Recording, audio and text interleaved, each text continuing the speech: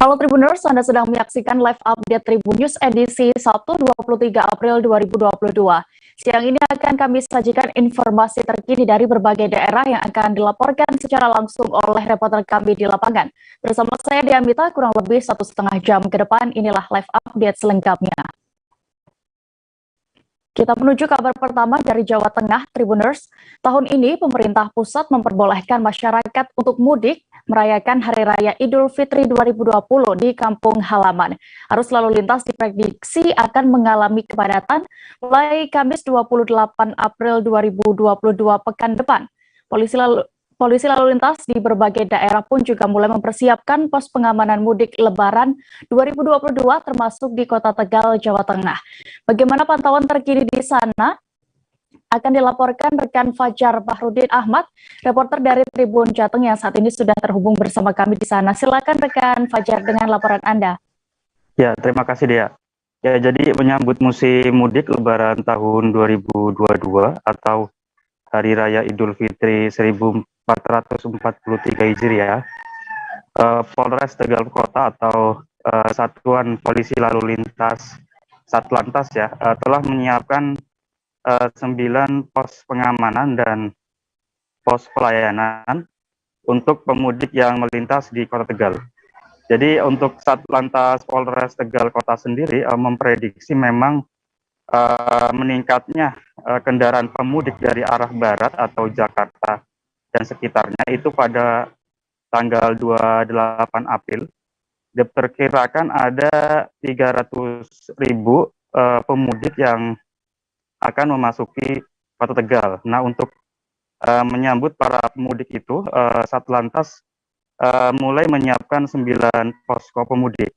Selain sebagai tempat informasi, pos mudik tersebut juga bisa dimanfaatkan untuk tempat istirahat. Nah, berikut kami sampaikan 9 titik pos pengamanan mudik tersebut. Pertama ada di terminal ya, pos terminal, persis ada di depan pintu terminal. Lalu yang kedua itu ada di pos Kaligangsa. Kaligangsa ini berarti perbatasan pertama masuk Tegal setelah Brebes. Kemudian ketiga ada di Jalingkut, keempat ada di perempatan Maya, lalu pos yang kelima ada di alun-alun, pos yang keenam ada di persimpangan Tirus.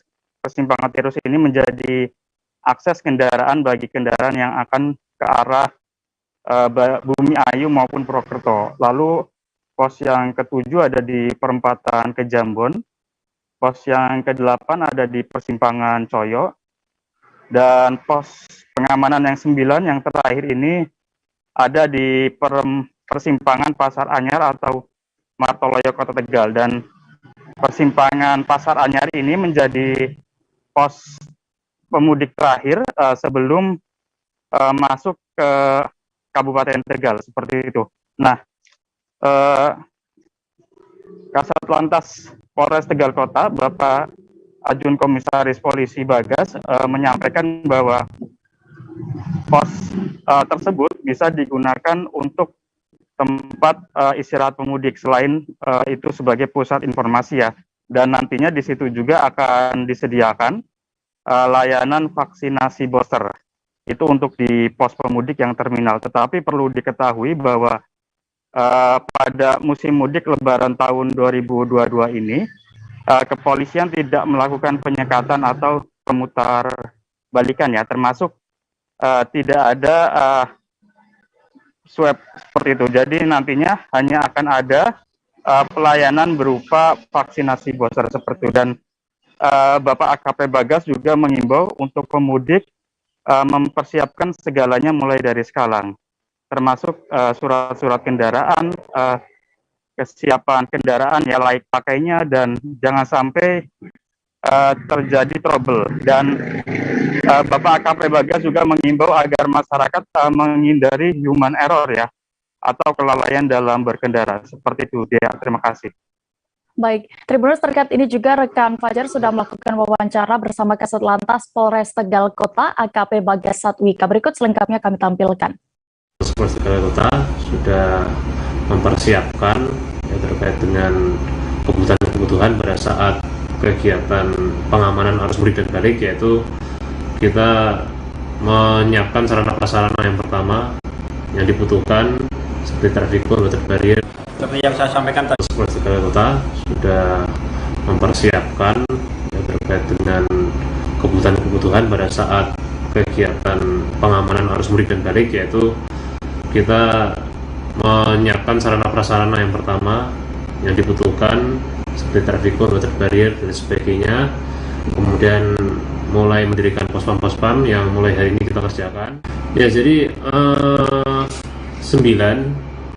Jadi untuk yang pos terpadu kita ada 1 di terminal, pos pelayanan kita ada 2 di pos Maya dan di pos alun-alun, yang selebihnya ini pos pengamanan. Pos-pos tersebut itu nanti fungsinya untuk apa saja, Anda? Ya, jelas nanti di pos tersebut akan tergelar personil kita. Ya, di pos terpadu itu tentunya nanti bersama dengan teman-teman dari dinas terkait seperti Dishub, Satpol PP, dari TNI, dan juga nanti ada dari dinas kesehatan di sana melayani vaksin booster. Tentunya karena mudik kali ini harus dari warga melaksanakan vaksinasi booster, tentunya kita juga akan memberikan pelayanan vaksin booster di pos terpadu kita. Mungkin itu juga jadi pusat informasi pemudik juga, atau bagaimana, Nan? Ya, betul. Selain itu juga termasuk ya, bisa masyarakat mungkin yang kelelahan bisa beristirahat di pos kita, dan juga untuk menanyakan informasi juga termasuk salah satunya. Himbauan untuk masyarakat khususnya pemudik, dan Ya, baik, jadi untuk para warga masyarakat yang akan melaksanakan mudik, ya, tolong benar-benar dipersiapkan kendaraannya terkait dengan kelengkapannya dan teknis naik jalannya. Jangan sampai pada saat berkendara pada saat perjalanan terjadi trouble, ya, jadi tolong dipersiapkan dengan. Beralih ke Kepulauan Riau, mantan Kabid Anggaran Dinas Pendapatan, Pengelolaan Keuangan dan Aset Daerah atau DPPKAD Triwahyu Widadi menjadi tersangka kasus korupsi. Ia diduga menyalahgunakan dana hibah Dispora Kepulauan Riau. Ditreskrimsus Polda Kepri menetapkan Triwahyudi sebagai tersangka bersama 5 orang lainnya. Bagaimana terkait kasus ini selengkapnya akan dilaporkan rekan Beres Lumban Tobing, reporter dari Tribun Batam yang sudah terhubung bersama kami. Silakan dengan laporan Anda. Ya, baik, selamat siang Tribuner, selamat siang rekan Dea. Masih dalam putar berita Kota Batam bahwa Direktorat Reserse Kriminal Khusus baru saja ini menetapkan 5 tersangka kasus korupsi. Nah, satu diantaranya ini namanya cukup mencuat begitu ataupun familiar, yakni mantan Kabid Anggaran DPPKAD Triwahyu Widadi. Nah, jadi Dirkrimsus menetapkan tersangka antara tersangka memiliki peran serta ataupun memiliki peran penting untuk penyaluran anggaran dana diaspora. Nah, jadi penetapan tersangka lantaran menerima begitu ataupun memuluskan beberapa organisasi untuk mendapatkan anggaran, seperti organisasi yang tidak memiliki legalitas ataupun terdaftar di SK Menkumham, notaris dan sebagainya. Jadi modus ini pula yang dibantu oleh tersangka untuk memuluskan pencairan dana begitu. Nah, jadi kemarin pas rilis begitu, ada sebanyak 230 juta rupiah yang dihadirkan di atas meja saat menggelar konferensi pers. Namun tersangka belum dihadirkan, hanya saja penetapan tersangka menyusul menyusul penahanan begitu. Jadi ada 5 tersangka. Nah, jadi saat ini Polda Kepri juga membagi ada 5 klaster begitu. Nah, untuk klaster pertama itu baru di Dispora Kepri. Nah, berdasarkan hasil audit BPK begitu, ada sebanyak 6 miliar rupiah kerugian negara yang berhasil diaudit. Namun yang berhasil diselamatkan baru 230 juta rupiah. Nah, Wadir Krimsus AKBP Nugroho mengatakan bahwa sampai saat ini proses penyelidikan begitu untuk mengungkap syaratnya kasus korupsi di lingkungan Pemprov Kepri masih terus berlangsung. Nah, pihaknya masih melakukan pendalaman untuk membongkar adanya dugaan 5 klaster di tubuh di Pemprov Kepri tersebut. Oke, baik, demikian rekan Dea. Baik, Tribuners, terkait lebih detailnya akan disampaikan dalam wawancara bersama Wadir Krimsus Polda Kepri AKBP Nugroho Agus Setiawan. Selengkapnya kami tampilkan. Seperti yang saya sampaikan tadi, kerugian negara ini kurang lebihnya 20 miliar. Namun proses penyidikannya kita bagi jadi 4 klaster. Yang kita sampaikan yang pertama tadi, klaster pertama ya sebesar 6,2 miliar dengan tersangka 6. Ini di mana Pak? Di Pemprov. Ya, klaster pertama di Dispora, Dinas Pemuda dan Olahraga. Nanti 3 klaster lainnya ya tunggu tanggal mainnya ya. Bapak, izin modus yang dilakukan tersangka seperti apa Pak? Penarikan dana hibah dengan mengumpulkan penerima hibah itu tidak sesuai dengan SOP atau tidak melalui verifikasi. Ya, salah satunya bahwa harusnya ormas yang penerima hibah itu tercatat di Kemenkumham, ini tidak tercatat, artinya ilegal. Kemudian proses-proses yang diajukan dari bawah ke atas itu tidak melalui verifikasi dari pengguna anggaran.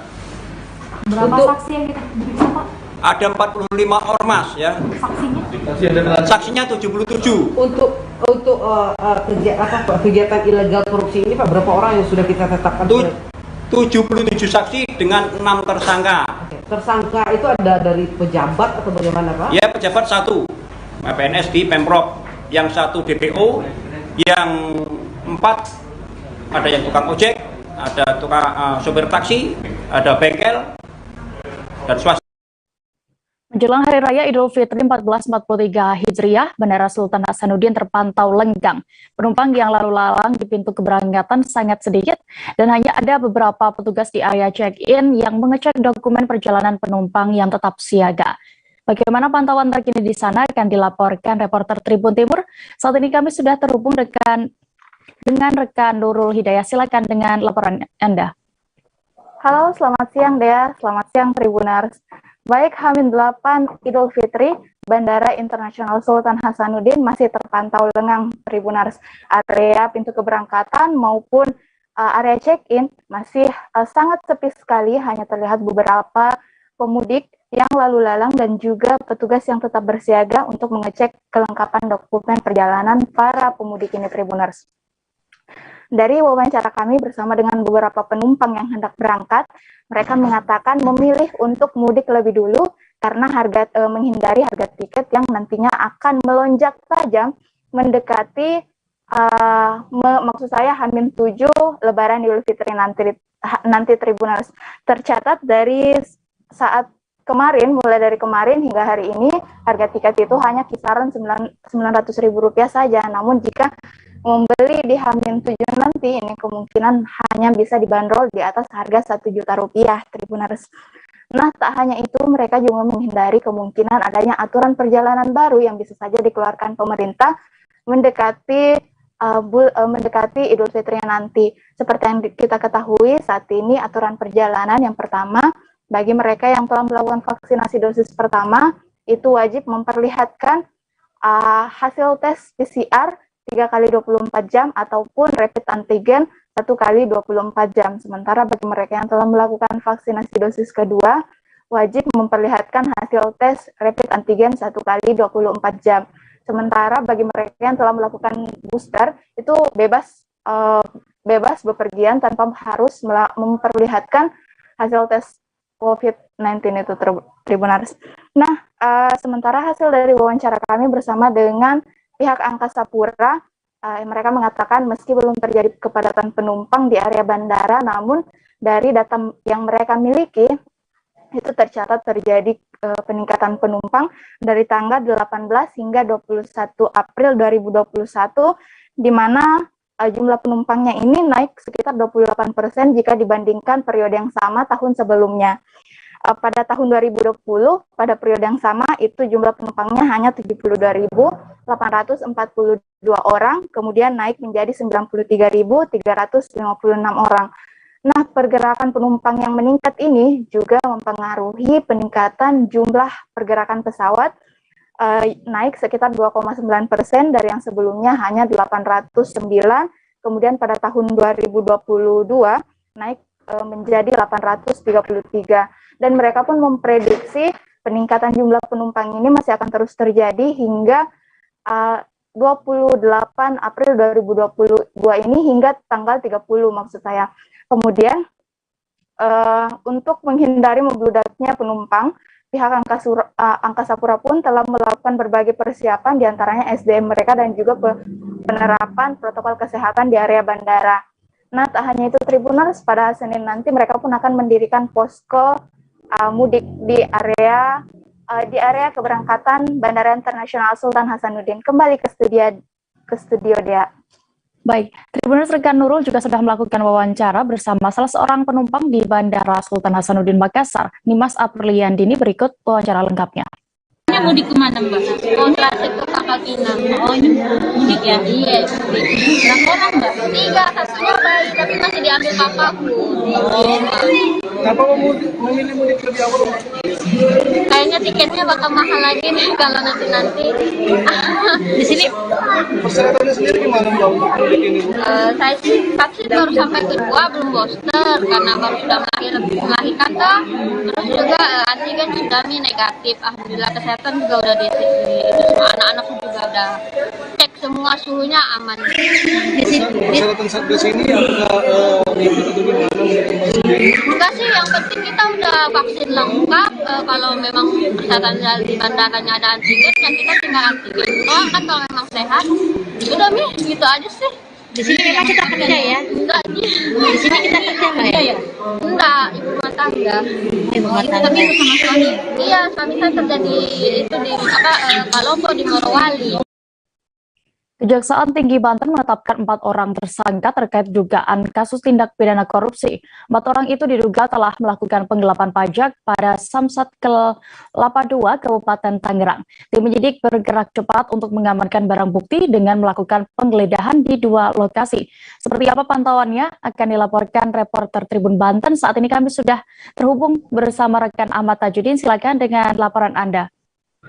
Baik rekan Dea dan Tribuners, perlu diketahui bahwa Kejaksaan Tinggi Banten baru saja menetapkan 4 orang tersangka dalam kasus tindak pidana korupsi yang berada di wilayah Tangerang pada Jumat 22 April 2022 semalam.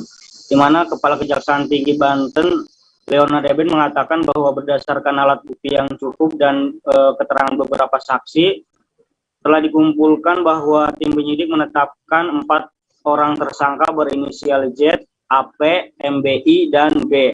Di mana Leonard mengatakan bahwa keempat tersangka tersebut diduga telah terlibat dalam kasus penggelapan uang pajak yang terjadi di Samsat Kelapa II yang mengarah kepada tindak pidana korupsi. Di mana diketahui bahwa tersangka Z merupakan kasih penagihan dan penyetoran pada UPTD Samsat Kelapa II. Kemudian tersangka AP selaku staf petugas bagian penetapan pada UPTD Samsat Kelapa II, sementara MBI selaku tenaga honorer bagian kasir di UPTD Samsat Kelapa II, dan tersangka B yaitu selaku pihak swasta yang tidak lain merupakan mantan pegawai yang membuat aplikasi di Samsat Kelapa II tersebut. Disampaikan Leonard bahwa sebelum menetapkan tersangka, pihak Kejati Banten sendiri telah melakukan penggeledahan di beberapa tempat, yakni ada 2 tempat yang dilakukan penggeledahan. Yang pertama yaitu di kantor Bapenda Provinsi Banten dan juga kantor UPTD Samsat Kelapa II Kabupaten Tangerang. Di mana pada saat melakukan penggeledahan sendiri, tim penyidik telah berhasil mengumpulkan beberapa dokumen terkait perkara kasus penggelapan uang pajak tersebut, diantaranya 1 bundel foto tangkap layar atau screenshot, kemudian 1 buah flash disk, dan juga uang tunai sebesar 29.854.000. Kemudian untuk mempercepat hasil pemeriksaan sendiri, tim penyidik menetapkan keempat tersangka tersebut dan juga menahan keempat tersangka tersebut selama 20 hari di rutan Pandeglang, terhitung sejak tanggal 22 April 22 sampai dengan 11 Mei 2022, Dea. Baik, Tribuners, berikut kami tampilkan hasil wawancara rekan Tajudin bersama Kepala Kejaksaan Tinggi Banten, Leonard Ebenezer Simanjuntak selengkapnya. Atas dugaan tidak pidana korupsi dimaksud. Rekan-rekan, pagi tadi atau hari ini Jumat tanggal 22 April 2022, tim penyidik juga bergerak cepat karena kita khawatir alat bukti atau dokumen, karena ini juga menyangkut aplikasi rentan untuk dimanipulasi atau dirusak, maka tim penyidik segera melakukan penyitaan dan penggeledahan, yaitu hari ini di kantor Bapenda Provinsi Banten, kemudian di kantor UPT Samsat Kelapa II Kabupaten Tangerang.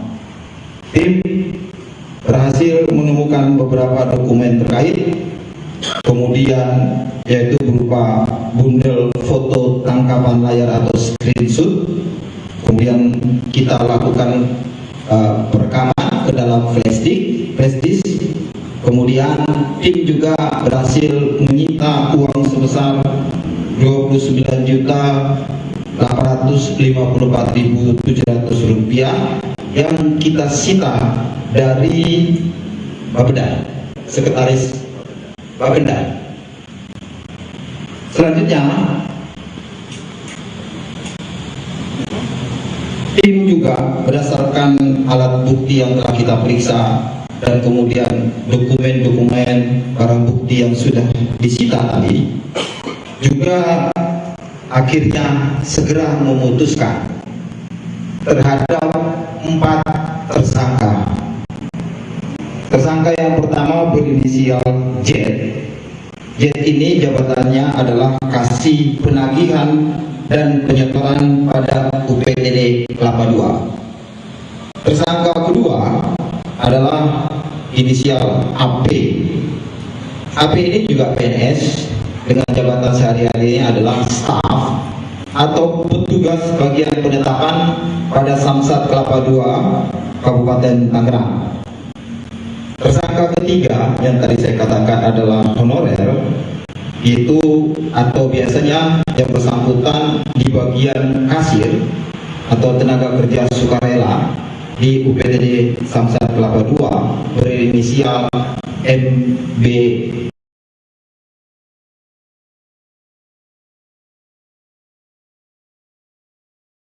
Apakah Bang Arif sih di sini untuk strateginya? Kalau saya sendiri di Gimik 37 ini yang kemarin baru mulai, saya udah pasti. Sebenarnya aku nggak ngerasain penangkapan atau penggerbegan atau apapun itu, karena gini loh, posisinya kriteria. Jadi kita mengenal disebut dengan stroke yang tidak berdarah dengan stroke yang berdarah. Stroke yang tidak berdarah itu biasanya ditandai dengan adanya penyumbatan. Kalau itu penyumbatan di sini mungkin pikirnya tidak ke situ kali ya, tapi kalau di Korea atau di Kamboja itu ada beberapa paper yang saya itu mas ya dulunya tukang koran. Oh gitu ya, tukang koran ya, saya baca itu Pak. Tuh kan pernah baca kan ya. Jadi kalau saya jadi tangga itu udah bersyukur banget si anak ini dijadikan sebagai tersangka begitu ya. Kalau ini kita bicara yang di luar kasus Kebon ya, dengan hujan shower, di mana terdapat batas jelas antara daerah hujan dan tidak hujan. Atlet kontingen Sumatera Selatan meraih medali di PON 20 Papua dan Peparnas 16 mengeluhkan bonus yang pernah dijanjikan pemerintah daerah. Di saat beberapa provinsi lain telah memberikan bonus sebagai bentuk apresiasi, namun di Sumatera Selatan belum ada kepastian waktu pencairan hingga saat ini.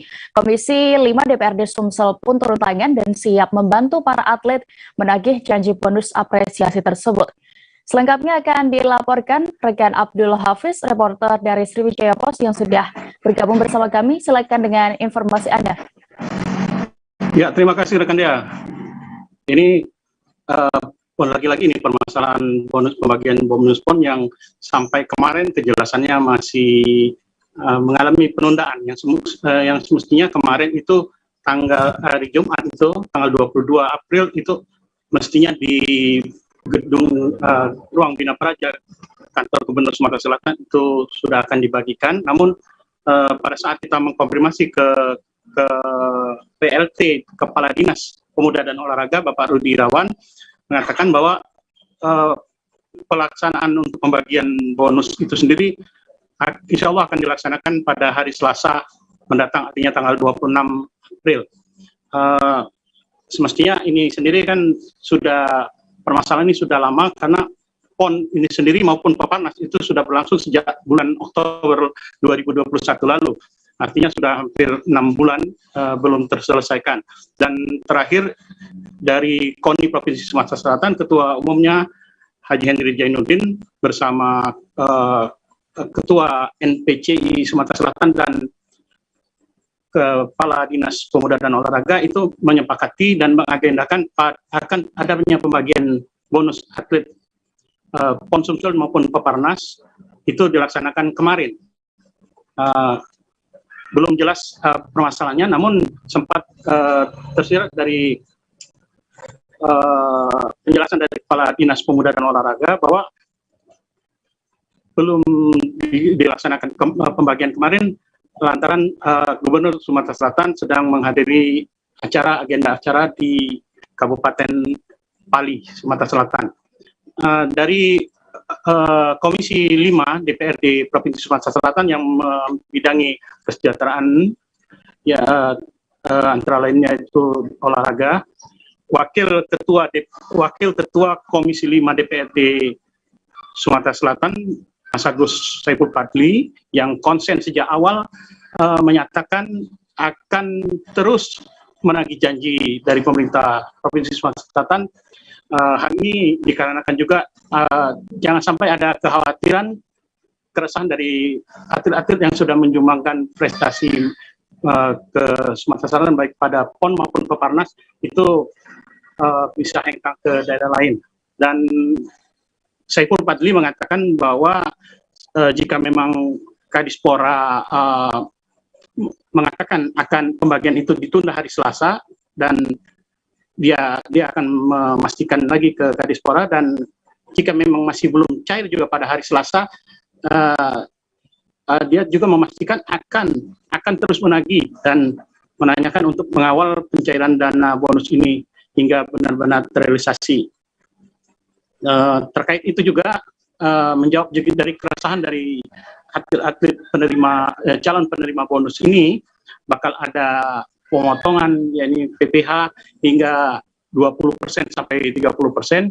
Saiful Fadli mengatakan bahwa ia berharap bahwa pemerintah tidak begitu membebani atlet karena menurutnya bonus tersebut hendaknya sesuai dengan amanah dari gubernur.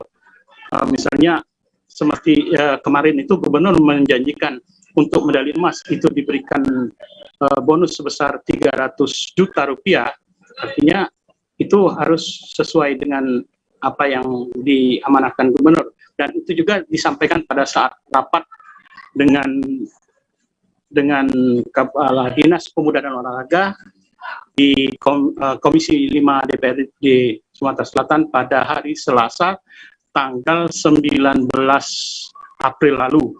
Pada saat itu juga Saiful Fadli mengatakan bahwa Kepala Dinas Pemuda dan Olahraga mengisyaratkan bahwa pencairan itu sudah ready, artinya dan mengatakan bahwa dalam 1-2 hari ke depannya dari saat rapat itu pencairan akan segera terrealisasi, artinya paling lambat tanggal 21 hari Kamis lalu, itu yang dikatakan oleh Saiful Fadli. Dan untuk itu ya berharap bahwa pemerintah segera memenuhi janji tersebut. Demikian rekan dia yang bisa dilakukan. Baik, berikut Tribuners kami tampilkan keterangan dari Wakil Ketua Komisi 5 DPRD Provinsi Sumsel, Haji Saiful Fadli, selengkapnya. Kami jelaskan bahwa beberapa hari yang lalu kami di Komisi 5 itu menggelar rapat pansus terkait dengan LPPJ Gubernur Sumatera Selatan tahun 2021.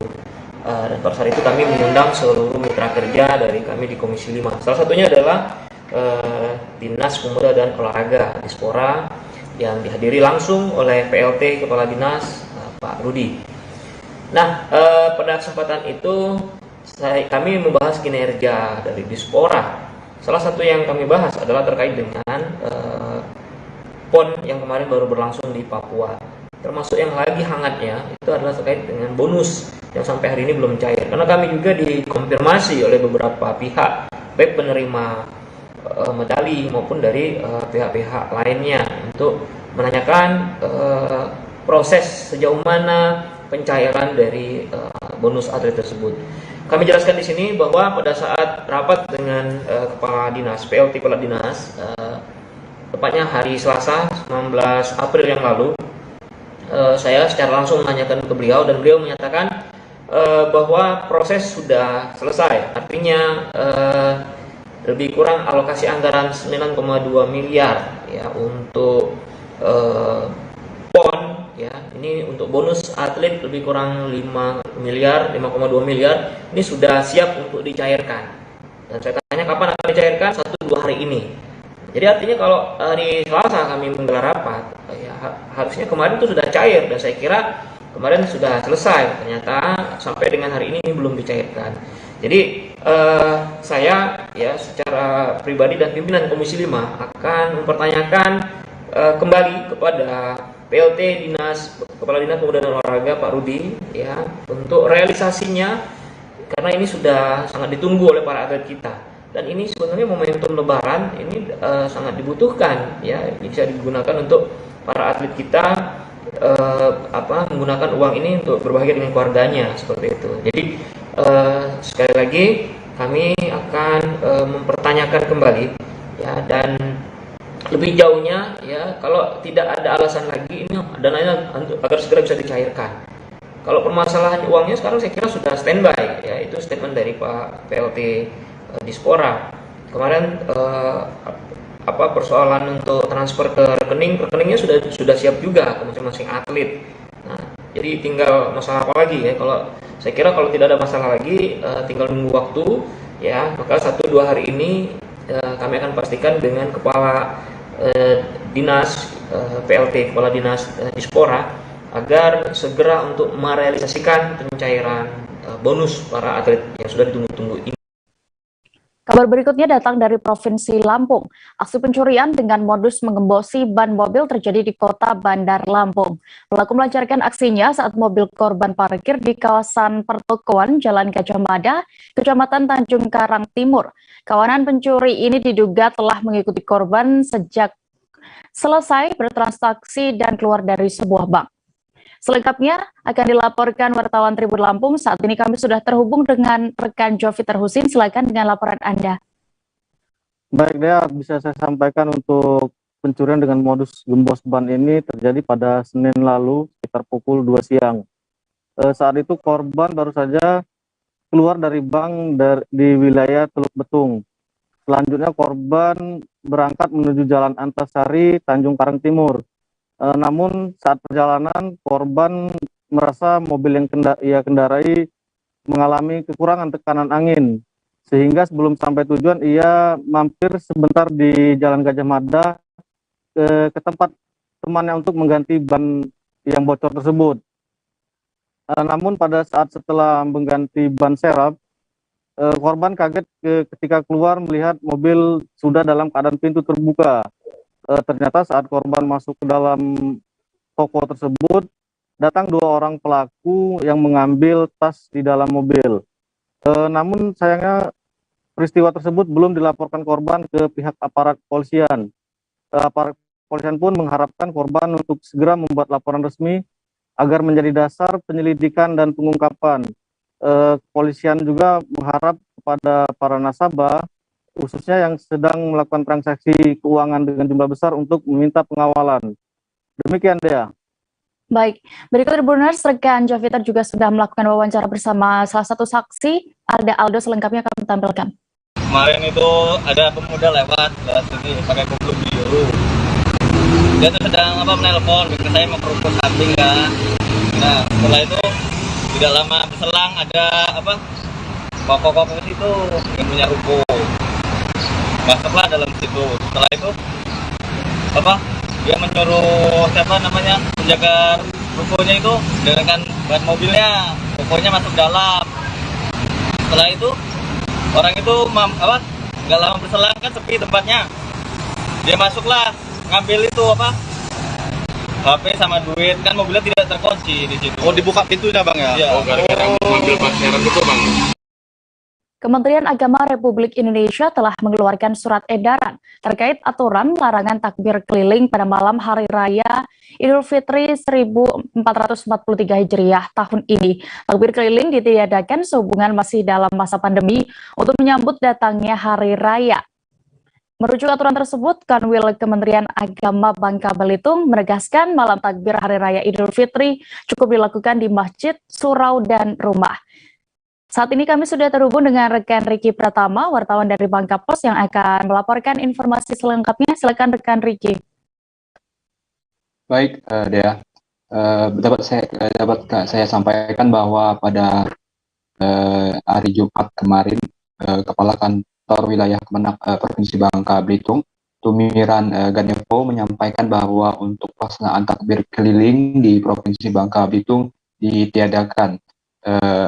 Tiadakannya takbir keliling ini merujuk pada aturan dari Surat Edaran Kementerian Agama Republik Indonesia nomor 8 tahun 2022 tentang masih adanya masa pandemi sehingga menyambut kedatangan Hari Raya Idul Fitri 1 Syawal 1443 harus diatur dengan sesuai dengan aturan yang telah berlaku seperti larangan keliling melakukan takbir keliling. Pelarangan takbir keliling ini dilarang di Provinsi Bangka Belitung mengingat karena untuk mencegah terjadinya kemacetan arus lalu lintas dan juga mencegah kerumunan masyarakat di masa pandemi COVID-19 yang belum berakhir ini. Tapi himbauan yang surat edaran yang disampaikan oleh Kemenak Provinsi Bangka Belitung ini sifatnya hanya himbauan. Jadi tidak ada sanksi bagi masyarakat yang tetap ingin melaksanakan takbir keliling. Tapi ia meminta aturan yang telah dikeluarkan oleh pimpinan daerah yang telah bersama-sama melakukan rakor pada operasi ketupat menunding 2022 di kantor gubernur pada Sabtu kemarin, bersepakat bahwa takbir keliling ditiadakan, hanya masyarakat dapat melakukan takbir di masjid, surau, dan juga rumah. Diharapkan aturan yang telah disepakati oleh bersama unsur Forkopimda Provinsi Bangka Belitung ini dapat dipatuhi masyarakat agar tahun ini masyarakat yang merayakan malam Idul Fitri dapat dengan nyaman dan aman merayakan hari besar umat Islam. Begitu, kembali ke Dea di studio. Baik, Tribuners, terkait ini lebih detailnya rekan Riki juga sudah meminta keterangan dari Kepala Kanwil Kemenak Bangka Belitung, Tumiran Ganepo, berikut selengkapnya. Sebaiknya tidak dilakukan, tidak bolehlah kira-kira seperti itu, karena makna syiar itu sudah barangkali sudah bisalah di dalam masjid, ya di surau dan di rumah. Edaran kita kan seperti itu, dan saya yakin untuk sementara ini tidak apa-apalah, kita sabar untuk tidak mengadakan takbir keliling, kira-kira seperti itu. Apakah nanti akan ada gejolak? Ya, saya berharap jangan ada gejolak lah. Dengan adanya takbir yang keliling itu saja diharapkan pemerintah mungkin biar tidak menambah kekhawatiran kita penyebaran COVID misalnya, dan selama ini mungkin dianggap sedikit banyak ya tidak menolong lancarnya lalu lintas di jalan, ya kan. Kemudian ada mungkin ya mohon maaf kelemahan kita selama ini, anak-anak kita yang kecil-kecil duduk di mobil pickup yang sedemikian yang membahayakan, dan itu kan banyak yang dari pihak Lantas Polda mungkin punya data. Nah itu saya yakin mudaratnya lebih besar lah daripada manfaatnya untuk saat inilah kira-kira. PT Kereta Api Indonesia Divisi Regional 4 Tanjung Karang Provinsi Lampung mulai melakukan berbagai persiapan dan perawatan menjelang arus mudik Lebaran 2022. Sejumlah gerbong dan lokomotif dicek guna memberikan kenyamanan dan keselamatan perjalanan kereta api. Selengkapnya akan disampaikan rekan kami Denny Saputra, wartawan dari Tribun Lampung yang sudah terhubung bersama kami. Silakan rekan Denny dengan informasi Anda. Baik, terima kasih rekan dia. Perlu diinformasikan juga, depo lokomotif yang dikelola oleh PT KAI Drive 4 Tanjung Karang itu melakukan perawatan dan kebersihan secara rutin. Nah, secara rutin ini seperti bulanan maupun tahunan. Nah, itu guna untuk memberikan kenyamanan, keselamatan bagi pemudik di arus mudik Lebaran 2022. Nah, namun yang dicek perawatan itu seperti yaitu gerbong dan lokomotif semuanya dicek dari kemesinan, engine dan lain-lainnya. Nah, kemudian Kepala Depo Lokomotif 4 Tanjung Karang Yulianto juga mengatakan bahwa menjelang mudik tahun ini untuk penumpang itu pihaknya telah menyiapkan kurang lebih ada 4 lokomotif jenis 201 dan jenis Kertapati untuk ekspres. Nah, yang semuanya itu diklaim dalam kondisi baik dan siap pakai untuk mengangkut penumpang mudik arus Lebaran 2022. Gitu rekan ya. Baik, Tribuners terkait ini juga rekan Denny sudah melakukan wawancara bersama Kepala Depo Lokomotif 4 Tanjung Karang Yulianto. Selengkapnya kami tampilkan. Sangat cepat sekali dengan angkutan penumpang, dan kami mengambil perawatan setiap 1 bulan sekali di Depo Lokomotif Tanjung Karang untuk mewujudkan lokomotif handal dengan sarana yang siap SO, siap operasi dalam kondisi handal. Kalau untuk menghadapi mudik ini kita sudah siap belum lokomotif kita? Untuk lokomotif kita sudah siap Pak. Kita untuk yang 201 kita ada 4 loko untuk melayani kereta penumpang. Juga yang kita ada loko dari Kertapati Pak. Loko Kertapati itu untuk ekspres terutama itu menggunakan loko dari Kertapati. Insya Allah semua yang lokomotif keluar dari depo itu kita jamin dan kita nyatakan aman, baik tingkat safety juga performansi itu benar-benar handal. KRI Diponegoro 365 menggelar open ship kepada pelajar yang berada di Kota Bitung. Kapal itu merupakan salah satu unsur yang terlibat gelar operasi pengamanan perbatasan gugus tempur laut Komando Armada 2. Bagaimana penampakan lebih dekat salah satu kapal perang yang dilengkapi dengan teknologi tinggi milik TNI Angkatan Laut ini akan dilaporkan selengkapnya oleh wartawan kami dari Tribun Manado. Saat ini kami sudah terhubung dengan rekan Christian Wayunggiri. Silakan rekan Christian. Baik, terima kasih rekan Dea dan Tribuners dimanapun Anda berada. Selamat siang, dapat kami laporkan pada hari Jumat kemarin tanggal 22 April 2022, kami Tribun Manado dan beberapa rekan-rekan media lainnya yang ada di Kota Bitung, Sulawesi Utara mendapat satu kesempatan dan kehormatan bisa mengunjungi dan naik bahkan mendatangi beberapa ruangan yang ada di KRI Diponegoro yang sedang lego jangkar atau sedang sandar di Dermaga Samuel Languyo Satro Lantamal 8 Manado di Kota Bitung, Sulawesi Utara. Jadi rekan Dea, pada kesempatan itu kami awak media mendapat satu kehormatan mendatangi satu di antara tempat yang strategis atau tempat yang vital di KRI Diponegoro, yaitu ruang pusat informasi.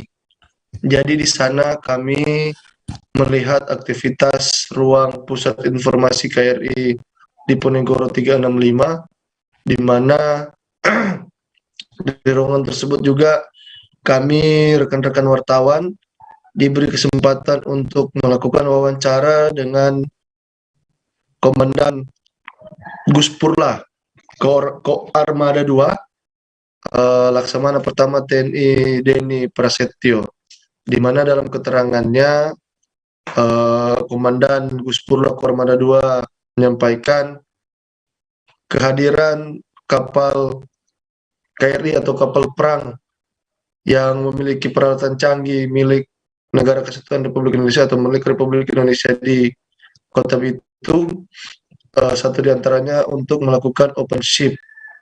Dan pada kesempatan itu pihak KRI dan pihak Guspurla Armada 2 menerima kunjungan dari sekitar puluhan bahkan ratusan siswa atau pelajar dari beberapa sekolah SD, SMP, dan SMA yang ada di Kota Bitung. Di sana mereka diajak berkeliling ke beberapa bagian kapal dengan tujuan dan harapan untuk meningkatkan atau menggairahkan kecintaan mereka terhadap kemaritiman atau sektor maritim, khususnya mendorong atau mengajak mereka untuk mau melanjutkan pendidikan mereka sebagai prajurit TNI Angkatan Laut, Dea. Dan Tribuners dimanapun Anda berada, kapal ini menurut Komandan Guspurla Armada 2 Laksamana Pertama Denny Prasetyo memiliki atau sudah melakukan berbagai misi perdamaian seperti yang dilakukan di Lebanon, sudah melakukan misi perdamaian di Lebanon, dan terinformasi pada akhir tahun 2022 ini kapal KRI Diponegoro 365 ini yang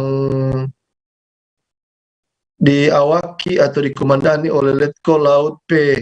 Adam Cahya akan bertolak ke Jepang untuk melaksanakan tugas operasinya. Dan lanjut, Laksamana Pertama TNI Denny Prasetyo, kapal perang Indonesia yang memiliki peralatan canggih ini melakukan kegiatan operasi di wilayah perbatasan Indonesia-Malaysia dan Indonesia-Filipina begitu.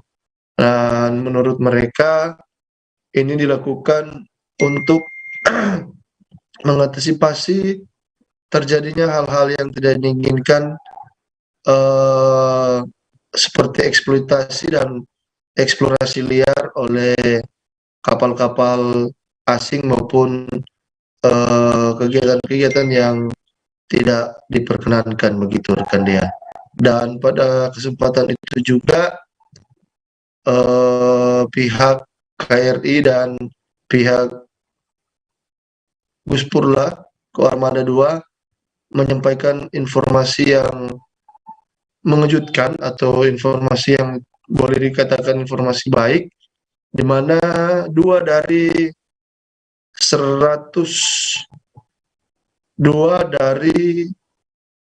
ratusan awak yang ada di atas kapal, 2 orang awak dari 113 awak di KRI Diponegoro ini merupakan putra-putri daerah dari Sulawesi Utara. Mereka masing-masing seorang perempuan dan seorang laki-laki yang sudah beberapa bulan hingga beberapa tahun belakangan ini ditugaskan atau ditempatkan sebagai awak kapal KRI Diponegoro 365. Dan seperti yang Anda saksikan, mereka berdua inilah yang merupakan putra-putri daerah. Ini yang laki-laki satu, dan yang perempuan di tengah itu adalah putra-putri daerah dari Sulawesi Utara yang bisa dipercayakan untuk bertugas di kapal KRI Diponegoro ini, dengan harapan keberadaan mereka bisa melecut dan memicu semangat generasi penerus selanjutnya yang dari Sulawesi Utara untuk melanjutkan pendidikan mereka sebagai anggota TNI Angkatan Laut. Demikian dia dan Tribuners dari Kota Bitung, laporan kami sudah sampaikan. Selamat sore. Baik, terima kasih rekan Christian, dan berikut Tribuners kami tampilkan hasil wawancara bersama Komandan Guspur Laku Armada 2 Laksamana Pertama TNI Denny Prasetyo selengkapnya. Oke, terima kasih seluruh masyarakat wilayah Sulawesi Utara. Saya di sini beserta Komandan TNI dan asisten operasi saya. Kita menyelenggarakan operasi dalam rangka operasi pengamanan wilayah perbatasan. Jadi di Laut Sulawesi ini ada 2 perbatasan kita, yaitu perbatasan dengan Malaysia dan perbatasan dengan Filipina. Saya selaku Komandan Pelaksana Taktis di lapangan di bawah kendali operasi Panglima Komando Armada 2 menyelenggarakan operasi wilayah perbatasan. Artinya kita melaksanakan pengamanan di wilayah perbatasan. Hingga akhir ini, alhamdulillah, wilayah perbatasan kita cukup aman dan kondusif, sehingga masyarakat bisa melaksanakan kegiatan sesuai dengan kegiatan yang mereka lakukan dengan aman. Ini ya. Izin boleh disampaikan wilayah tersebut di mana aja, Bang? Apakah terkait juga dengan posisi atau letak Kota Bitung sendiri? Jadi kalau operasi kita kan di wilayah perairan, di perbatasan, yaitu di Laut Sulawesi, ya, di perbatasan zona ekonomi eksklusif Indonesia maupun di wilayah perairan teritorial di perbatasan Filipina dengan wilayah Indonesia di Tahuna maupun di Miangas dan Marode. Tribuners, kami masih akan kembali dengan informasi pilihan lainnya. Tetaplah di live update Tribun News. Oke, apa kabar Arif di sini untuk strateginya? Ya, kalau saya sendiri di game week 37 ini yang semalam baru mulai, saya udah sebenarnya aku nggak ngerasain penangkapan atau penggerbegan atau apapun itu, karena gitu posisinya aku kriteria. Jadi kita mengenal disebut dengan stroke yang tidak berdarah dengan stroke yang berdarah. Stroke yang tidak berdarah itu biasanya ditandai dengan adanya penyumbatan. Kalau itu penyumbatan di sini mungkin pikirnya tidak ke situ kali ya, tapi kalau di Korea atau di Kamboja itu ada beberapa paper yang saya itu Mas, ya, dulunya tukang koran. Oh gitu ya, tukang koran. Ya, saya baca itu, tuh kan, pernah baca kan. Jadi kalau saya jadi pangdam itu udah bersyukur banget. Si anak ini dijadikan sebagai tersangka begitu. Ya, kalau ini kita bicara yang di luar kasus Kedongombo ya. Dengan nama hujan shower, di mana terdapat batas jelas antara daerah hujan dan tidak hujan yang biasanya terjadi pada fase awal mature stage atau tahap berbahaya itu Kang. Jadi mulai artinya terjadinya perlempekan. Nah itu untuk penetrasi akan sulit. Gitu ya. Dok, saya ini menurut saya memang tidak mudah, bukan urusan tanah diambil. Kalau misalnya Amerika Serikat sekarang, Rasulullah mengatakan dalam sebuah hadis bahwa berpuasa di 6 hari Syawal itu. Oke, apa kabar Bang Arif di sini untuk strateginya? Kalau saya sendiri di game week 37 ini yang semalam baru mulai, saya udah sebenarnya aku nggak ngerasain penangkapan atau penggerbegan atau apapun itu, karena gitu posisinya aku kriteria. Jadi kita mengenal disebut dengan stroke yang tidak berdarah dengan stroke yang berdarah.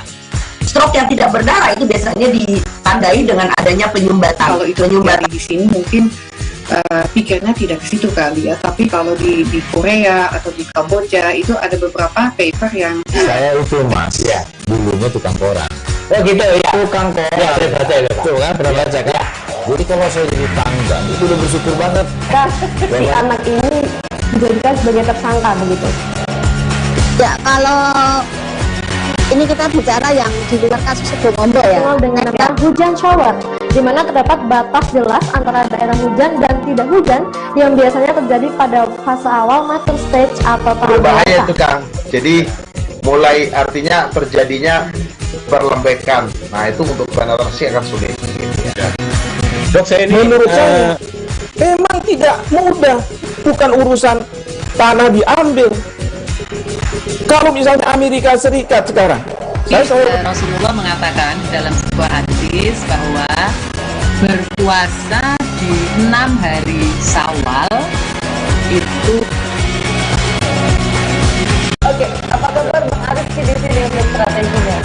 di akhir? Kalau saya sendiri di game 37 ini yang semalam baru mulai, Apa yang saya dirasakan udah Kapten Bintang? Sebenarnya aku nggak ngerasa itu penangkapan atau penggerebegan atau apapun itu, karena gini loh, posisinya aku kriteria. Jadi kita mengenal disebut dengan stroke yang tidak berdarah dengan stroke yang berdarah. Stroke yang tidak berdarah itu biasanya ditandai dengan adanya penyumbatan. Kalau itu di sini mungkin pikirnya tidak ke situ kali ya, tapi kalau di Korea atau di Kamboja itu ada beberapa paper yang Saya itu mas, ya dulunya tukang koran. Oh gitu ya. Tukang koran. Ya, saya baca itu Pak. Tuh kan, pernah baca kan? Jadi kalau saya jadi tanggal, itu udah bersyukur banget. Kak, si anak ini dijadikan sebagai tersangka begitu. Kembali di live update, kita menuju informasi berikutnya. Tribuners, ada yang menarik. Di sisi lain, pertandingan International Youth Championship 2021 di Jakarta International Stadium, Jakarta Utara. Rehan, bocah berumur 10 tahun, ikut menjadi relawan kebersihan di acara tersebut. Ia tercatat menjadi satu dari 25 relawan gerakan yang disebut Operasi Semut. Apa sebenarnya gerakan ini dan juga apa kegiatan mereka di sana akan dilaporkan rekan Rafsan Zani Simanjorang, jurnalis dari Warta Kota. Silakan dengan laporan Anda. Terima kasih rekan Dea. Memang ada yang menarik ketika dilaksanakannya soft launching Jakarta International Stadium oleh pemerintah Provinsi DKI Jakarta, di mana di situ ada merupakan dua tamu undangan dari klub Barcelona U18 versus klub Atletico Madrid U18, di mana kedua klub ini yang berhasil melaju ke babak final International Youth Championship yang diselenggarakan di Jakarta International Stadium.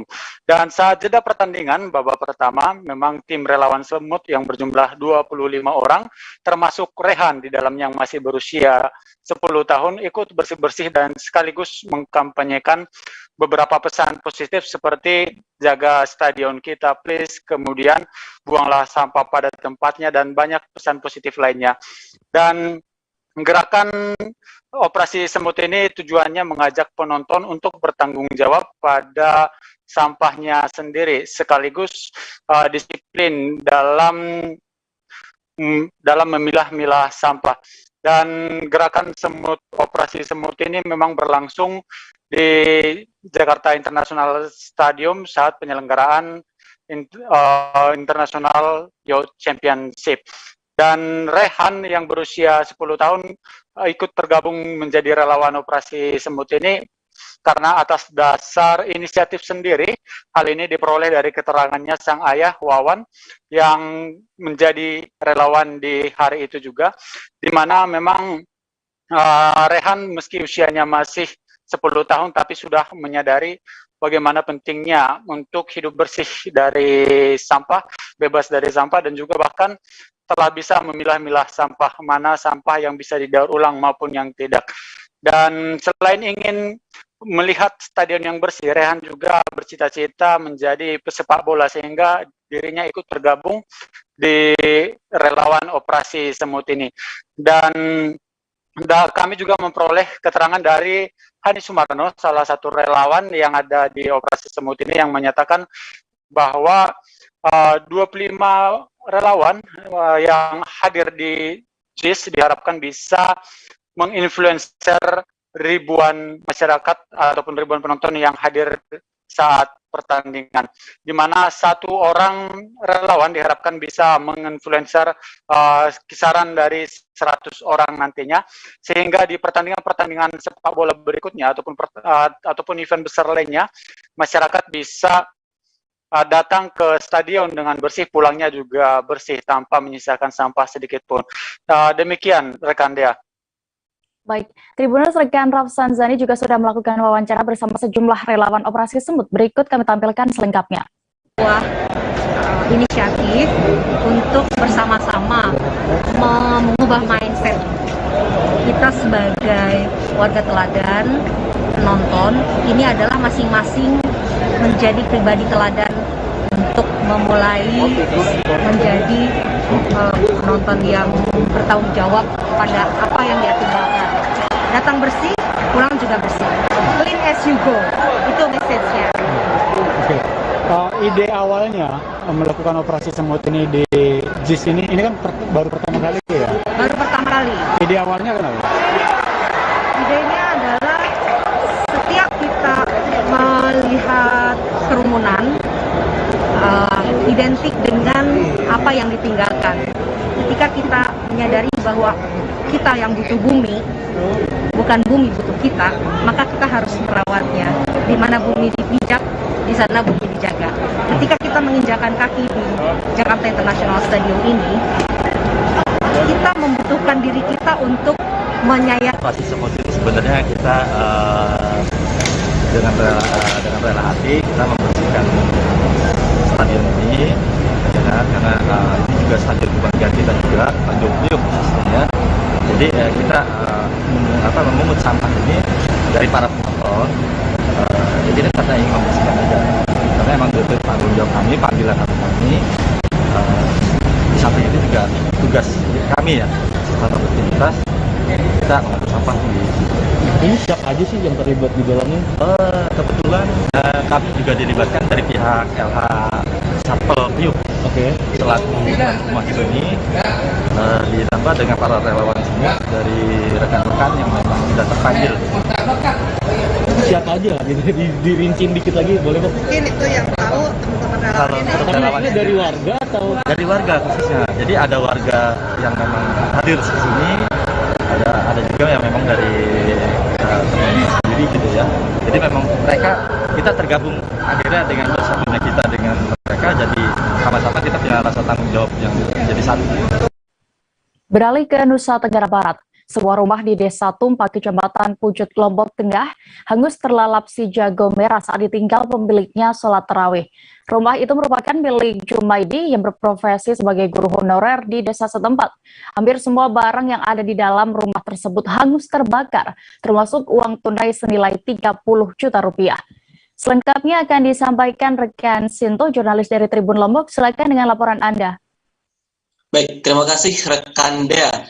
Ya, benar sekali seperti yang telah dikatakan tadi bahwasanya Jumaidi yang merupakan korban kebakaran asal dusun Lendang Lantan, desa Tumpak yang masih merupakan dari kawasan ekonomi khusus atau desa penyangga dari Mandalika.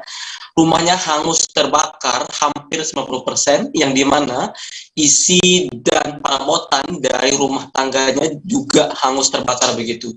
Termasuk uang 30 juta rupiah yang juga ludes terbakar, yang dimana Jumaidi mengumpulkannya dari profesinya sebagai guru honorer di SDN terdekat. Diakuinya oleh Jumaidi bahwasanya uang tersebut akan digunakan sebagai akikah, yang dimana anaknya baru lahir atau baru berusia sekitar 40 hari begitu.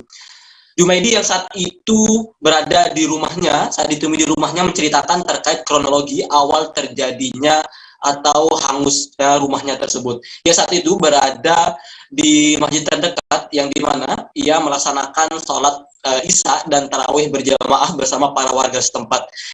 Yang di rumahnya saat itu memang tidak ada anaknya ataupun istrinya, karena memang istri dan anaknya berada di rumah ibunya saat itu. Nah, saat berada di masjid, ia dipanggil oleh tetangganya, yang dimana ia kemudian langsung berlari ke rumahnya tersebut dan sempat tidak percaya akan terjadinya kebakaran rumahnya. Warga dan tetangganya yang berada di lokasi kemudian langsung bersama-sama bergotong royong melakukan pemadaman api secara swadaya dengan seadanya begitu. Untungnya di dekatnya ada sumur bor yang kemudian dijadikan alat dan bahan untuk mempercepat pemadaman dari api tersebut begitu. Dan diinformasikan juga oleh Jumaidi bahwasanya rute menuju desa Tumpak ini lumayan jauh dan jalan yang dilalui juga termasuk jelek, sehingga kemudian dinas pemadam kebakaran Kabupaten Lombok Tengah telah datang ke lokasi begitu, karena memang jarak antara desa Tumpak dengan Kota Praia yang merupakan kantor dari dinas pemadam kebakaran Kabupaten Lombok Tengah itu sangat jauh begitu.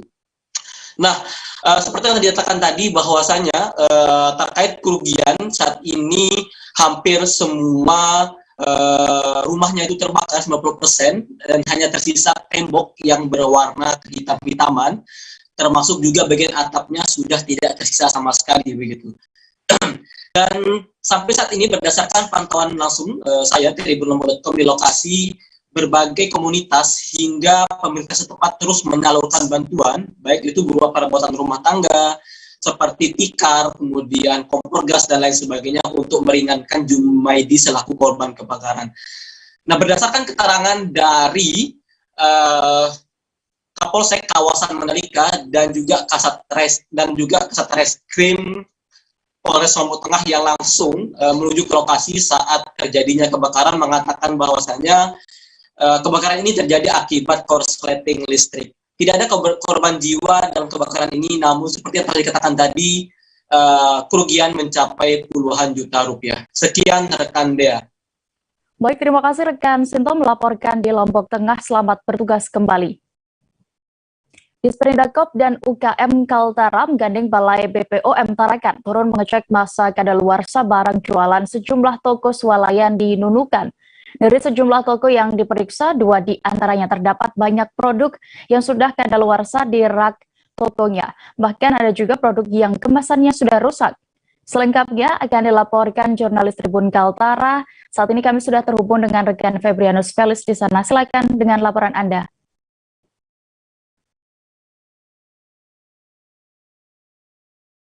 Baik, rekan Dea dan Tribunus, dapat saya laporkan kembali bahwa belum lama ini Disperindak dan UKM Kaltara menggandeng Balai Pemeriksa Obat dan Makanan Tarakan turun mengecek masa kadaluarsa barang jualan sejumlah toko swalayan yang ada di Nunukan. Sejumlah toko swalayan di Nunukan dilakukan pengecekan barang jualan, lalu didampingi juga dengan petugas Satpol PP dari Provinsi Kalimantan Utara, Kabupaten dan Dinas Kesehatan Nunukan. Kepala Disperindak dan UKM Kaltara Hasriani mengatakan bahwa kegiatan pengawasan ini rutin dilakukan jelang Hari Raya Idul Fitri. Ditambah dengan rasa khawatir daripada Hasriani sendiri selaku PLT Disperindak dan UKM Kaltara mengenai adanya penjualan parcel Lebaran dengan harga murah yang isinya barang kadaluarsa. Dari 3 toko yang diperiksa, kata Hasriani, 2 diantaranya banyak menata produk yang sudah kadaluarsa di rak tokonya, bahkan ada juga produk kemasan yang rusak, yang mengkhawatirkan konsumen bila tidak teliti dalam membeli produk saat berbelanja di toko swalayan. Dia mengaku barang yang kadaluarsa itu sudah dilakukan pemusnahan langsung oleh pelaku usaha, disaksikan dengan petugas. Hasriani berharap ke depan pelaku usaha di Nunukan lebih serius dengan masalah kadaluarsa produk yang dijualnya lantaran menyangkut keamanan dan kesehatan masyarakat. Sementara itu, barang yang akan masuk masa kadaluarsa, Weber Hasriani bisa diretur atau dilakukan pengembalian barang oleh pelaku usaha, sehingga ia meminta petugas di Nunukan untuk terus memantau barang yang sudah didata akan diretur dan tidak terpajang lagi di rak toko. Lebih lanjut disampaikan oleh pengawas farmasi dan makanan BPOM Tarakan Weni Teresianaga menyebut bahwa pihaknya mendapati 10 jenis produk yang sudah kadaluarsa dan beberapa produk diantaranya kemasannya rusak. Dari temuan BPOM Tarakan itu, barang yang sudah kadaluarsa rata-rata sudah kadaluarsa sejak bulan Februari 2022. Ada 7 produk diantaranya 10 jenis produk. Dari 10 jenis produk, 7 diantaranya sudah dimusnahkan di tempat dan diantaranya adalah jenis roti, sambal, saus, bihun, dan yogurt. Dan lebih lanjut, Weni disampaikan bahwa mengenai barang yang diretur, pihaknya akan kembali menghubungi pelaku usaha untuk meminta bukti retur. Selain itu, Weni juga terus melakukan pembinaan kepada pelaku usaha dalam pengelolaan produk pangan. Demikian laporan sementara dari Nunukan, Kalimantan Utara. Kembali kepada Dea di studio. Baik, Tribunus rekan Felis juga sudah melakukan wawancara bersama PLT Kepala Disperindak dan UKM Kaltara dan juga pengawas farmasi dan makanan Balai BPOM Tarakan. Berikut liputan lengkapnya. Berangkat HBKN, di dalam HBKN itu biasanya para pelaku usaha itu kan ada yang membuat parcel ya. Jadi tujuan kita yang pelaksanaan ini melihat barang-barang yang akan ditawarkan oleh konsumen yang terpajang di toko-toko di swalayan, masa expirednya gitu. Sedangkan di tempat oleh pelaku usaha saksikan oleh petugas BPOM dan petugas lainnya tadi dari Disperindakob dan Dinas Kesehatan. Sisanya itu akan diretur seperti penjelasan Ibu tadi karena ada perjanjian kerjasama, tapi nanti dari BPOM akan menghubungi untuk follow up apakah ada bukti rekor yang sudah dijamin selain diretur oleh pelaku usaha. Kayaknya tadi ada beberapa produk yang menjadi atensi khusus kayak pengertian tadi itu bisa dijelasin. Kita berdasarkan surat edaran dari Kepala Badan POM tentang produk Sidoarjo yang ditemukan bukan di Indonesia mengandung Salmonella typhi, tapi BPOM untuk menjamin mutu dan keamanan produk yang beredar di Indonesia di masyarakat itu memang menyarankan untuk pelaku usaha itu menarik dulu produk tersebut, disimpan dulu untuk tidak dijual belikan karena masih diuji oleh BPOM untuk Kinder Joy yang memang beredar di Indonesia. Nanti ketika hasil uji sudah keluar akan ada edaran lanjutan baru bisa disampaikan ke masyarakat. Kalau BPOM sendiri sudah menyampaikan ke distributor untuk melakukan penarikan sebenarnya. Iya, temuan apa aja dari 10 produk ini tadi? Ada roti, ada juga sambal, ada saus, ada bihun, yogurt. Itu yang expired. Yang expired dan rusak. Kalau sambal tadi ada yang rusak, mungkin dikarenakan sistem pemantauannya aja sih terlewat. Tapi tadi memang sudah dilakukan pembinaan oleh teman-teman juga baik dari Disperindak, BPOM dan Dinas Kesehatan untuk pemantauan dan pengelolaan produk. Banjir tiba-tiba datang menerjang Desa Mulia Dadi, Kecamatan Majenang, Cilacap, Jawa Tengah. Saat itu sejumlah warga tengah menjalankan ibadah sholat tarawih. Mereka pun kaget lantaran menurut mereka sebelumnya tidak ada tanda-tanda akan terjadi banjir. Bagaimana pantauan terkini di sana? Akan dilaporkan jurnalis Tribun Jateng. Saat ini kami sudah tersambung dengan rekan Pinky Anggraini. Silakan rekan Pinky.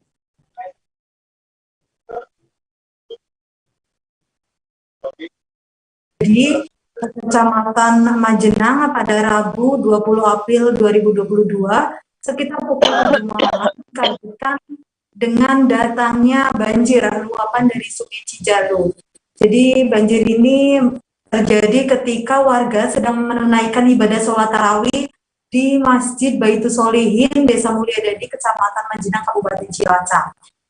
Menurut informasi yang kami dapatkan dari warga, salah satu warga terdampak itu mengatakan bahwa sebelumnya tidak ada tanda-tanda bahwa banjir menggenangi wilayah mereka.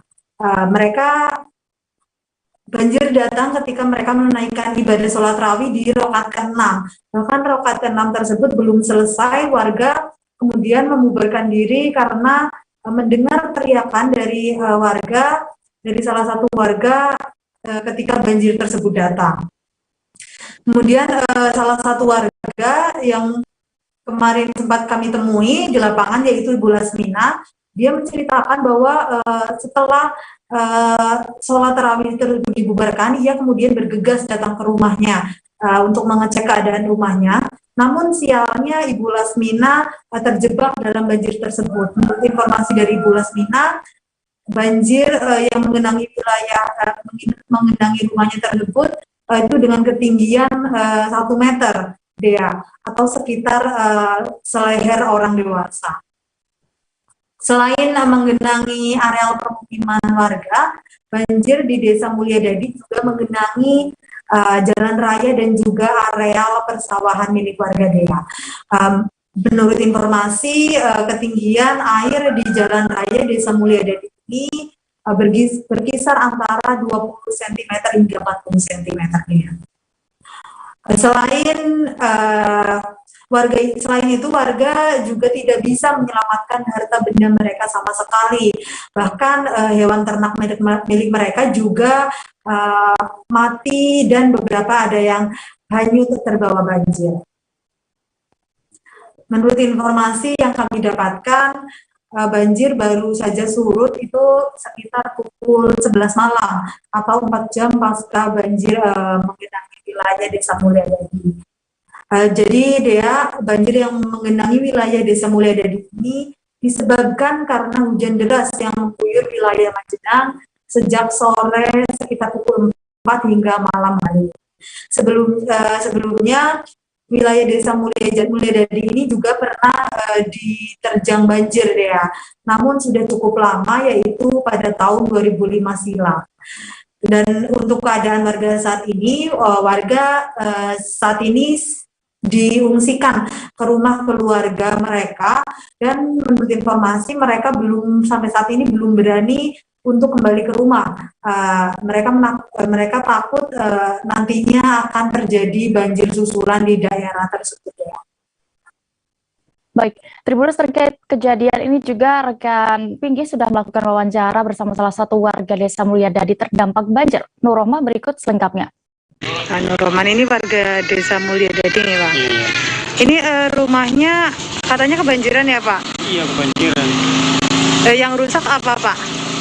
Tembok tengah sampai tembok dapur. Full. Ini kejadiannya jam berapa ya, Pak, semalam? Sekitar jam setengah 8 lah. Setengah 8. Tapi katanya Bapak nggak di rumah ya, Pak? Iya. Itu lagi di mana, Pak? Itu lagi di tempat saudara di Langgen. Berarti Bapak setelah dikabari tetangga langsung pulang, Pak? Apa gimana? Enggak, soalnya di sana juga hujan, jadi ya pagi tadi. Baru datang. Tadi pagi. Ini berarti kondisi rumah Bapak saat ini jebol ya, Pak, temboknya? Oh, iya. Ini sedang bersih-bersih berarti, Pak? Iya. Kalau lumpurnya di dalam rumah tinggi nggak, Pak? Banyak nggak? Tadi ya tinggi, cuman kan udah dikeluarin bagian belum, soalnya airnya rusak. Kalau barang-barang elektronik itu, Pak, ada yang rusak nggak, Pak? Atau yang ada mesin cuci. Apalagi, Pak? TV. Kepolisian daerah Sulawesi Utara bersama TNI dan instansi terkait mulai mempersiapkan untuk pengamanan Idul Fitri 2022. Sebanyak 1.021 aparat kepolisian disiagakan di Sulawesi Utara. Operasi ketupat pun dilaksanakan secara serentak di seluruh Indonesia selama 12 hari ke depan. Bagaimana pantauan di Sulawesi Utara akan dilaporkan reporter kami dari Tribun Manado, ada rekan Randy Umar yang saat ini sudah terhubung bersama kami. Silakan dengan laporan Anda. Ya, oke, selamat sore semua Tribuners dimanapun Anda berada. Jadi saya mau melaporkan tentang operasi ketupat yang dilaksanakan oleh Polda Sulawesi Utara. Nah, dari hasil dari kemarin operasi ketupat itu tergabung juga atau turut hadir dari pihak TNI, pihak stakeholder terkait seperti Dinas Perhubungan, PLN, dan Bandara Samratulangi, dan mereka mengarahkan apel secara serentak di halaman Mapolda Sulawesi Utara. Nah, dari pantauan saya, memang ada sekitar 1.000 personil lebih yang akan disiagakan di Sulawesi Utara menjelang perayaan hari Idul Fitri ini. Nah, ada satu hal yang menarik yang disampaikan oleh Kapolda Sulawesi Utara, Irjen Pol Mulyatno, bahwa untuk pelaksanaan takbiran itu tidak bisa dilaksanakan atau digelar pameran di jalan-jalan. Namun takbiran itu dianjurkan atau disampaikan untuk dilakukan di rumah ibadah, yaitu masjid. Jadi tidak ada lagi perkumpulan-perkumpulan yang akan diadakan atau jalan-jalan konvoi untuk jalan-jalan keliling Kota Manado atau keliling di wilayah Sulawesi Utara. Dan hal juga tentang penegasannya juga tentang protokol kesehatan. Kapolda juga mengimbau kepada seluruh masyarakat di Sulawesi Utara untuk melakukan vaksinasi dan menghimbau untuk melakukan vaksin booster sampai pada tahap vaksin booster, karena dengan demikian menjamin keamanan baik secara pribadi untuk kesehatan maupun orang lain begitu. Dan operasi pun apel gelar pasukan pun berjalan dengan baik dan akan segera dilaksanakan dalam waktu dekat ini. Demikian info yang bisa saya sampaikan dari Kota Manado. Terima kasih. Baik, terima kasih rekan Redi Umar untuk laporan Anda. Selamat bertugas kembali. Pelaksanaan hari pertama vaksinasi 1 juta vaksin booster di Kabupaten Bangka pada Kamis 21 April lalu berjalan lancar. 3 gerai dibuka oleh jajaran Polres Bangka melayani sebanyak 889 warga vaksin booster. Kegiatan ini merupakan kerjasama antara Polri bersama TNI, PB Nahdlatul Ulama, dan Kementerian Agama. Bagaimana pantauan saat kegiatan vaksinasi itu dilakukan akan dilaporkan rekan Dedi Marjaya, reporter Bangka Pos yang sudah terhubung bersama kami. Silakan rekan Dedi. Ya, selamat sore Dea. Saya laporkan bahwa Polres Bangka ikut ambil bagian dalam kegiatan pelaksanaan vaksinasi 1 juta vaksin booster untuk wilayah Kabupaten Bangka yang secara nasional dilakukan serentak di seluruh Indonesia, di mana di hari pertama sebanyak 889 warga antusias mengikuti vaksin booster yang dilaksanakan oleh Polres Bangka di 3 gerai vaksin yang dibuka, antara lain di Gedung Sepintu Sudang, kemudian di Pasar Higienis dan kantor Camat Mendo Barat. Kemudian di hari kedua, di hari Jumat kemarin juga sebanyak 689 warga kembali mengikuti vaksin booster di 3 gerai tersebut, dan hari ini hari ketiga atau hari terakhir juga ratusan warga kembali mengikuti vaksin. Selain membuka vaksin booster, juga tenaga kerja kesehatan yang melaksanakan tugas juga tetap melayani warga yang untuk mengikuti vaksin dosis 1 dan dosis 2. Ternyata masih cukup banyak juga warga di beberapa wilayah yang belum mengikuti vaksin sama sekali. Antusiasnya warga mengikuti vaksin booster 1 juta ini yang dilaksanakan oleh Kepolisian Republik Indonesia bekerjasama dengan PBNU dan Kementerian Agama, karena Polres Bangka dan jajaran memberikan hadiah berupa 1 liter minyak goreng bagi warga yang mengikuti vaksin, sehingga warga cukup tertarik karena di saat ini meningkatnya harga minyak goreng dan cukup langka di wilayah Kabupaten Bangka, sehingga warga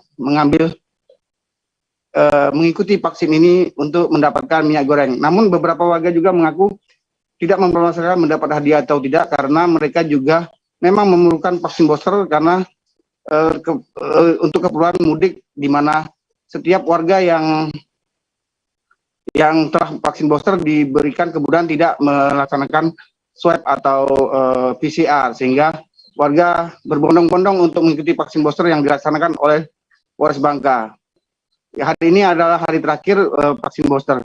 Namun demikian, Polres Bangka setiap harinya membuka gerai vaksin di gedung FKPM Sungaliat, melayani warga yang ingin mengikuti vaksin booster.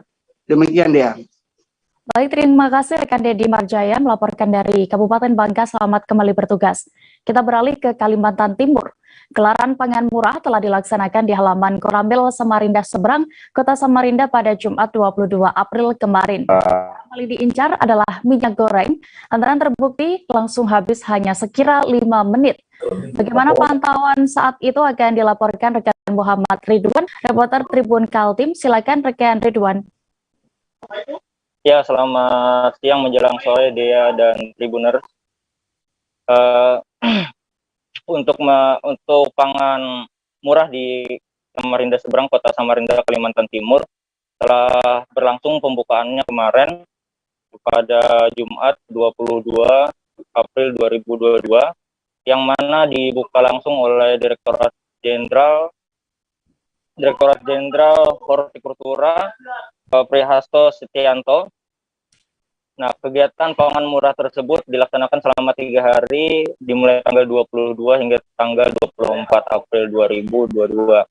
Nah, pada pelaksanaan tersebut, antusias masyarakat itu ramai berdatangan ke pangan murah di Samarinda Seberang, hingga akhirnya berdasarkan pengakuan salah satu penjual di pangan murah tersebut, yakni Ibu Fatma, dirinya hanya butuh waktu 5 menit untuk menghabiskan sekitar 5 kardus minyak goreng, yang mana setiap kardusnya itu berisikan 12 minyak goreng, yang satu minyak gorengnya 1 liter. Nah, hal itu juga diutarakannya kepada Direktorat Jenderal Hortikultura saat berbicara langsung kepada awak media. Begitu dia. Baik, terima kasih rekan Muhammad Ridwan untuk laporan Anda dari Kalimantan Timur. Selamat kembali bertugas. Menjelang Lebaran Idul Fitri 2022, menjelang Lebaran Idul Fitri tahun 2022, pasar murah mulai digelar di Desa Malinau Hulu, Kalimantan Utara pada Jumat 22 April kemarin. Kegiatan itu secara rutin dilaksanakan untuk menyambut Hari Raya Keagamaan di Malinau. Pasar murah juga memiliki peran penting untuk menyeimbangkan stok dan harga bahan pokok di Malinau menjelang Idul Fitri 1443 Hijriah nanti. Selengkapnya akan dilaporkan rekan Muhammad Supri, reporter kami dari Tribun Kaltara yang sudah bergabung bersama kami. Silakan rekan Supri. Baik, terima kasih rekan Dea dan selamat sore rekan-rekan di studio dan Tribuners. Kemarin tepatnya pada hari kemarin di wilayah Kecamatan Malinau Kota menjadi 2 sasaran dari Dinas Perindustrian, Perdagangan, Koperasi dan UMKM Kabupaten Malinau untuk menggelar pasar murah. Di mana pasar murah ini merupakan salah satu upaya dari pemerintah daerah untuk menstabilkan harga bahan pokok yang semakin melejit di pasaran saat ini. Sama seperti tahun-tahun sebelumnya, di mana pada Hari Raya Keagamaan di wilayah Kabupaten Malinau, alternatif pasar murah cukup diminati oleh masyarakat, namun pasar murah diperuntukkan hanya bagi mereka yang memiliki penghasilan atau kategori masyarakat menengah ke bawah, di mana sebelum pembagian atau penjualan produk-produk di pasar murah ini masing-masing desa diberikan kupon berkisar 200 hingga 400 kupon. Dalam hal ini per kuponnya untuk 1 orang warga yang berhak untuk membeli paket sembako atau paket bahan-bahan pokok di pasar murah yang dijual harganya disubsidi 25% dari harga pasaran. Nah, kemarin di wilayah Kecamatan Malinau Kota untuk tahun ini di Kabupaten Malinau diadakan di Desa Malinau Hulu, di mana pada saat itu terdata ada 400 warga dari 12 RT yang ada di Desa Malinau Hulu berhak untuk memperoleh belanja murah di pasar tersebut. Berdasarkan keterangan dari Kepala Bidang Perdagangan, Koperasi dan UMKM Kabupaten Malinau, Frans Tonava menyatakan kalau pasar murah ini jumlahnya cukup terbatas, namun animo masyarakat cukup tinggi untuk memperoleh bahan pokok. Dari seluruh produk yang dijual, ada 15 produk yang dijual dalam pasar murah tersebut harganya disubsidi 25%. Berdasarkan pantauan kami sejak kemarin dan hari ini pada pagi hari tadi, rata-rata dagangan atau produk yang paling kerap dibelanjakan oleh warga yang berhak mendapatkan adalah minyak goreng. Untuk di wilayah Kabupaten Malinau sendiri, harga minyak goreng melejit ke angka 28.000 per liter, di pasar murah dijual 20.000 per liternya. Demikian juga untuk jenis-jenis kebutuhan lain dijual dengan harga yang lebih murah dari pasaran. Upaya ini ditempuh untuk menstabilkan harga bahan-bahan pokok di Kabupaten Malinau. Selain itu juga untuk membantu masyarakat golongan menengah ke bawah untuk menyambut hari besar keagamaan di wilayah Kabupaten Malinau yang rutin dilaksanakan setiap tahunnya. Demikian rekan Dea. Baik, terima kasih rekan Muhammad Supri untuk laporan Anda. Selamat bertugas kembali. Kita beralih ke Jawa Tengah, Tribuners. Pagar tembok situs reruntuhan Keraton Kartasura di Kampung Krapiak Kulon, Kelurahan Kartasura, Kecamatan Kartasura, Kabupaten Sukoharjo hancur. Situs cagar budaya itu hancur setelah dilakukan perusakan oleh seseorang pada Kamis 21 April lalu. Bagaimana pantauan terkini di sana akan dilaporkan selengkapnya oleh rekan Agil Tri, reporter dari Tribun Solo. Silakan rekan Agil. Ya, dia benteng bekas Keraton Kartosuro yang berada di kampung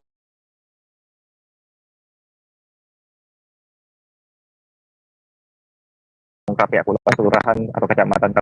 Saat itu pemilik lahan yang baru tengah melakukan proyek pengurukan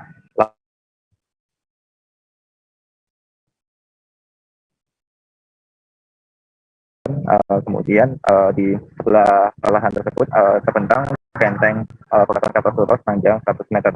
Dari keterangan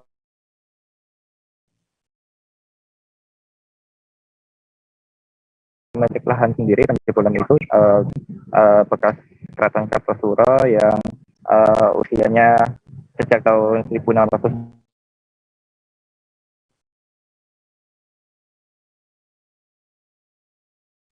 itu disebut sudah tidak dirawat lagi oleh proses penjebolan benteng tersebut, yang mana dengan lebar 5 meter diproses oleh cagar budaya tempat karena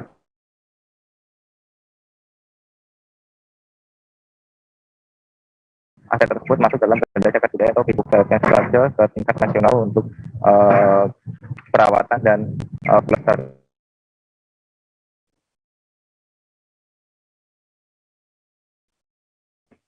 yang lebih lanjut. Saat ini api dalam Kasunanan Purwakarta yang telah meninjau lokasi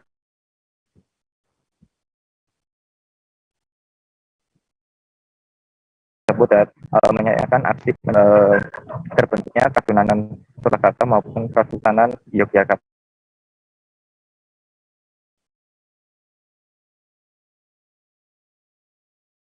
Dan saat ini pihak kepolisian juga telah melakukan mengusut penjebolan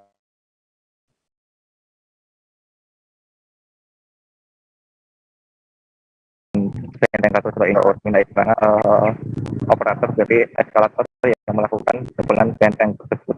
Ya. Baik, terima kasih rekan Agil untuk laporan Anda dari Jawa Tengah. Selamat bertugas kembali.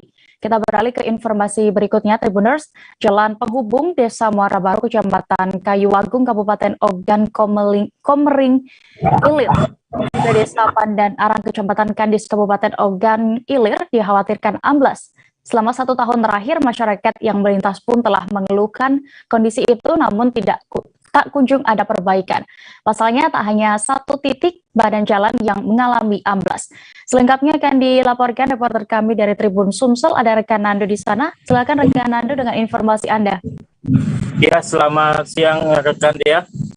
Dapat diinformasikan dari Kabupaten Ogan Komering Ilir bahwa jalan penghubung antar kabupaten, yakni yang berada tepatnya di Desa Muara Baru, Kecamatan Kayuwagung, Kabupaten Ogan Komering Ilir, dan Desa Pandan Arang, Kecamatan Kandis, Kabupaten Ogi, sudah rusak atau terkikis oleh air sungai sejak setahun yang lalu. Dan menurut masyarakat sekitar, terdapat 3 titik yang sangat rawan untuk terjadinya bencana amblas. Selain itu juga terdapat salah satu rumah warga yang di bagian dapurnya sudah mengalami keropos atau hampir rubuh, yaitu berada di Desa Muara Baru, Dusun 1, Dusun 2, Kecamatan Kayuwagung. Dan menurut warga sekitar juga, jalan rusak ini sangat membahayakan karena di malam hari juga tidak ada lampu jalan yang dapat menerangi jalan, dan warga juga harus dipastikan lebih berhati-hati atau mengurangi kecepatan kendaraannya saat melintas di lokasi.